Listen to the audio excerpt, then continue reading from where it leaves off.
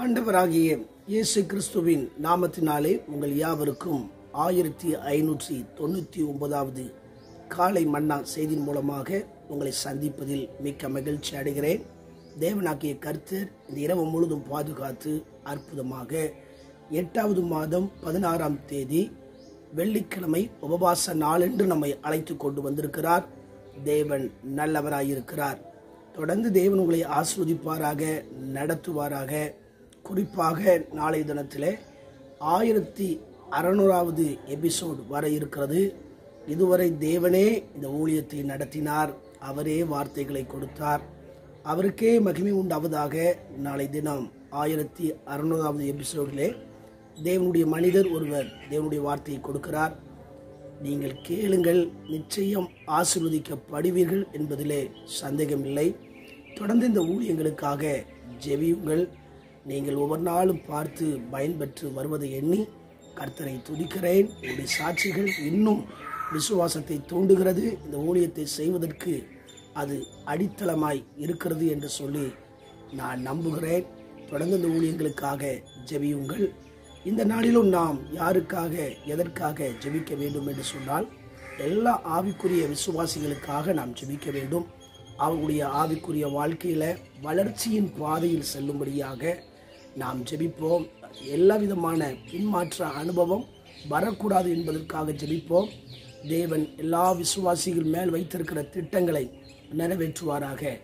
இந்த காலை மன்னா ஆதாரத்திற்காக எடுத்துக்கொண்ட வேதவசனம் கலாத்தியர் 5:5. நாங்களோ நீதி கிடைக்கும் என்று ஆவியை கொண்டு விசுவாசத்தினாலே நம்பிக்கையோடு காத்திருக்கிறோம். எனக்கு பிரியமான கர்த்தருடைய பிள்ளைகளே, அன்பார்ந்த தேவ ஊழியர்களே, அருமையான நண்பர்களே, கடந்த வாரத்திலே நாம் வெட்கப்படுவது இல்லை என்று சொல்லி சில காரியங்களை தியானித்து கொண்டு வந்தோம். ஆனால் இந்த வசனத்தில் பார்க்கும்போது நீதி கிடைக்கும் வரை காத்திருங்கள். காத்திருக்கிற பிள்ளைகள் வெட்கப்பட மாட்டார்கள். இங்கே கலாத்திய திருச்சபையில் உள்ள விசுவாசிகள் நன்றாகத்தான் இருந்தார்கள். ஆனால் கள்ள போதகர்கள், துரு உபதேசங்கள் வந்ததுனால அவங்க நியாய பிரமாணம் தான் முக்கியம், விருத்த சேதம் தான் முக்கியம் சொல்லி மறுபடியும் அடிமைத்தனத்துக்குள்ளாக போய்விட்டார்கள். ஆகவேதான் கலாத்தியர் 5ஆம் அதிகாரம் 1ஆம் வசனத்தில் சொல்லப்பட்டிருக்கிறது, ஆனபடினாலே நீங்கள் மறுபடியும் அடிமைத்தனத்துக்கு நுகத்துக்குட்படாமல் கிறிஸ்து நமக்கு உண்டாக்கின சுயாதீன நிலைமையிலே நிலை கொண்டிருங்கள். ஆண்டவராக இயேசு கிறிஸ்து அவர் நமக்கு சுயாதீன நிலைமையை உண்டு பண்ணியிருக்கிறார். அவர் மூலமாக தான் நாம் விடுதலை பெற்றிருக்கிறோம். அவர் மூலமாக தான் கர்த்தமை நடத்தி கொண்டிருக்கிறார். ஆகவேதான் அவர் பரிசுத்த ஆவியை கொடுத்திருக்கிறார், விசுவாசத்தை கொடுத்திருக்கிறார், நம்பிக்கையை கொடுத்திருக்கிறார்.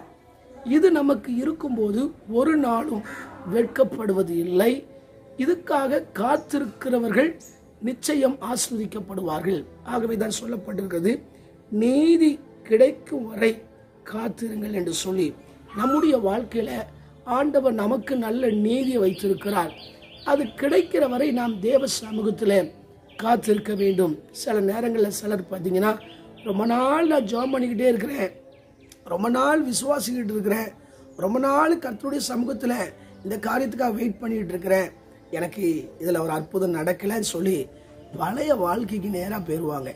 யாரோ ஒருத்தர் சொன்னதுனால அதை வச்சு போயிடுவாங்க. அப்படி இருக்கக்கூடாது.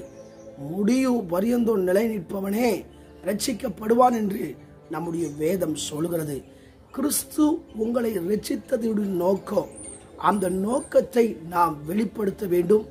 அந்த நீதி வெளிப்படுகிற வரையும் அவர் சமூகத்தில் காத்திருக்கும் போது நிச்சயமாய் வெட்கப்பட மாட்டோம். உங்கள் வாழ்க்கையில் நீதிக்காக காத்திருக்கிறீங்களா? வேதத்தில் இன்னொரு சம்பவத்தை வாசித்தோம் என்று சொன்னால், லூக்கா எழுதின சுவிசேஷம் 18ஆம் அதிகாரத்தில் 2-9 பார்த்தீங்கன்னா, அங்கே ஒரு நியாயாதிபதி இருக்கிறான். அவன் மனுஷனை மதிக்காதவன், தேவனை கனம் பண்ணாத அந்த நியாயாதிபதி, யாருக்குமே பயப்படாதவன். அந்த நியாயாதிபதியிடம் ஒரு விதவை வந்து தனக்குரிய வழக்குக்காக அவள் காத்திருக்கிறாள், தொந்தரவு செய்கிறாள். ஆனால் அவனுக்கு மனதில்லாத அந்த நியாயாதிபதி இந்த விதவை அடிக்கடி வந்து சொன்னதுனால அவன் மனம் இறங்கினான். ஆகவே வசனம் சொல்கிறது, அந்த அநீதி உள்ள நியாயாதிபதி அப்படி இருக்கும்போது தம்மால் தெரிந்து கொள்ளப்பட்டவர்கள் விஷயத்தில் கர்த்தர் நீடிய பொறுமை உள்ளவராய் இருந்து அவங்களுக்கு இரக்க செய்வார் என்று சொல்லப்பட்டிருக்கிறது. உங்களுக்கும் ஆண்டவர் நீதி செய்ய போகிறார். சீக்கிரத்தில் கர்த்தர் நீதி செய்வார். நம்ம எதுக்கெல்லாம் ஜெபித்து கொண்டிருக்கிறோமோ, எதுக்கெல்லாம் காத்திருக்கிறோமோ, எதுக்கெல்லாம் விசுவாசத்தோடு நம்பிக்கையோடு பரிசுத்த ஆவியானோடு துணையோடு காத்திருக்கிறோம் பார்த்தீங்களா, கர்த்தர் நிச்சயம் நம்மளை ஆசீர்வதிப்பார். காத்திருக்கிறவர்கள் வெட்கப்பட மாட்டார்கள். தொடர்ந்து காத்திருங்க. ஆண்டவர் நம்ம கொடுத்துக்க விசுவாசத்தை வளர்த்து கொள்வோம். பரிசுத்த ஆவியான உறவிலே இருப்போம். நம்பிக்கையோடு இருப்போம். கர்த்தர் நிச்சயமா நம்முடைய வாழ்க்கையில பெரிய காரியங்களை செய்வாராக.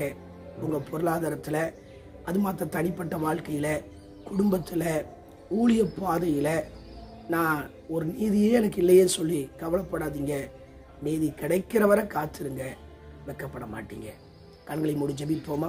எங்களை நேசிக்கிற சர்வ வல்லமுள்ள தேவனே, இந்த வேலைக்காக ஜெபிக்கிறேன். எங்களுடைய வாழ்க்கையிலும் நாங்கள் வெட்கப்படாமல் இருக்க உம்முடைய சமூகத்தில் நீதி கிடைக்கும் வரை காத்திருக்க உதவி செய்யுங்க. எந்த விதமான பின்மாற்றத்தினுடைய ஆளுகை, எந்த விதமான அடிமைத்தன நுகம் மீண்டும் எங்களுக்குள்ள வராதபடி, எங்களுக்குள்ள சோர்வு பலவீனங்கள் தாக்காதபடி, இன்னும் உற்சாக ஆவியால் நாங்கள் ஆண்டவர் நிறைந்து காணப்பட உதவி செய்வீராக. தொடர்ந்து இந்த காலை மன்னாவை கவனித்துக் கொண்டிருக்கிற ஒவ்வொரு பிள்ளைகளையும் ஆசீர்வதிங்க. அவங்க வாழ்க்கையில் அநேக அற்புதங்களை செய்யுங்க. ஒவ்வொரு நாளும் இந்த காலை மன்னாவை பார்க்கிறார்கள், கேட்கிறார்கள், ஆவியில் பலனடைகிறார்கள். ஆண்டவர் ஸ்தோத்திரம். அதற்காக நன்றி செலுத்துகிறோம். தொடர்ந்து இவர்களை ஆசீர்வதிப்பீராக. பிறந்த நாள், திருமண நாளை நினைவுகிற ஒவ்வொருவரையும் கர்த்தர் ஆசீர்வதிங்க. கீர்த்தியும் புகழ்ச்சியுமாய் வைப்பீராக என்று ஜெபிக்கிறேன். தொடர்ந்து நாளைக்கு வருகிற 1600வது எபிசோடையும் கர்த்தர் ஆசீர்வதிப்பீராக. தொடர்ந்து இந்த ஊழியத்தில் ஒரு வளர்ச்சி உண்டாக உதவி செய்யுங்க. இயேசுவின் மூலம் ஜெபங்க நல்ல பிதாவே, ஆமென். என் ஆத்துமாவே கர்த்தரை ஸ்தோத்திரி, என் முழுமே பரிசுத்த நாமத்தை ஸ்தோத்திரி.